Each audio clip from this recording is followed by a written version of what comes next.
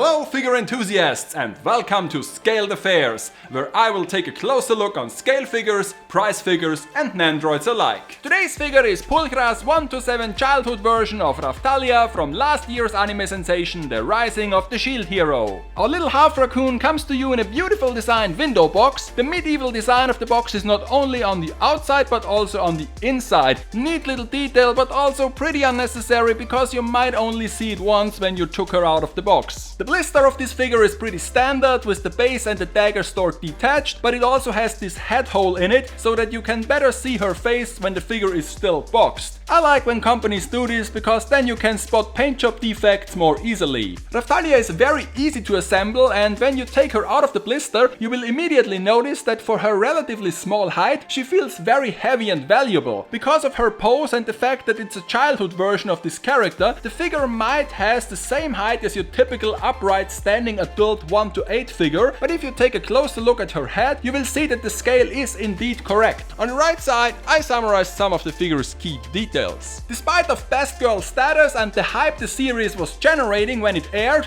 there are currently only 3 real scale figures of her released, and in my opinion this one is the cutest of them. I was genuinely surprised how much I like this figure. Her pose is playful and makes sense, the color palette with all the brown and grey shades matches very well, and the base is detailed enough and complements the overall theme of the character. For her larger scale, this Raphtalia might not have the most details, but all the surfaces are very well painted. Especially her hair look really fluffy and has nice gradients in it. The only thing where they could have added more details is the threaded sole of her right boot. Also, I do like the fact that the dagger is physically put into this poor mushroom guy's head rather than simply casted, but it would have been even better if they designed it so that you can place the dagger in the scabbard she wears. But no, although the scabbard is very detailed and one of this figure's highlights, it's only a decorative element without any real function. Another proof that this figure knows when to shine with the right amount of detail is this little fold on Raphtalia's chest that reveals a bit of her tattoo and all those metallic buttons on her dress. Like I said, the paint job is excellent and her facial expression is pure sugar. It is where the 1-7 scale really pays off. Her mouth is carefully sculpted and she has very big detailed eyes, but please keep in mind that they went with a glossy finish for her pupils. They might cast an unwanted reflection if you took a photo of her. Raphtalia is leaning on a pile of balloons and other mobs that are molded onto her base. The base is exactly how I like them, seamed in order to match the figure and just big enough to give a solid stand. If you look at Raphtalia from above, you will notice that the base is barely larger than the actual figure, so that Raphtalia appears even bigger on it. The only problem I had with this apparently casted base is that it's slightly bent upwards, and therefore you can see a narrow gap between the base plate and the turning table.